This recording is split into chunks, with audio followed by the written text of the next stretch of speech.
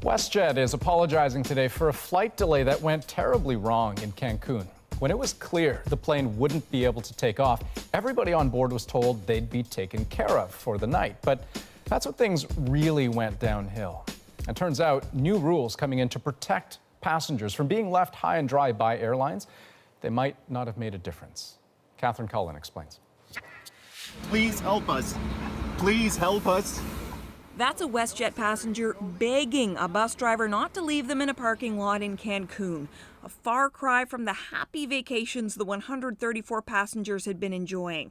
When it was time to head home to Ottawa, the delays began. At the airport, everybody was tired, hot. We had already been sitting on an airplane for 4 hours and 45 minutes.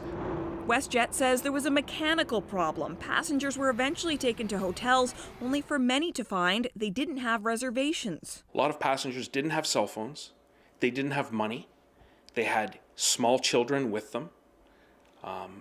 So it was just very confusing. And you realized at that point that you had been abandoned by WestJet.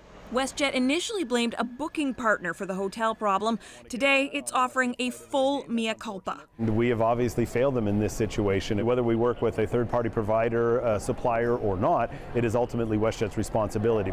The airline says it's contacting passengers and will compensate them for their hotel and incidental costs, but that's it.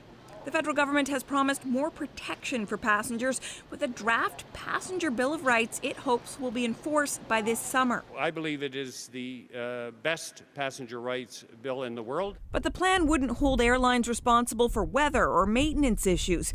This critic says passengers in cases like this wouldn't get any more. In terms of compensation, because WestJet claims it is a maintenance issue, passengers will be getting no compensation whatsoever.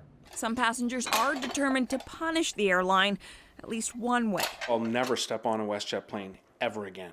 Catherine Cullen, CBC News, Ottawa.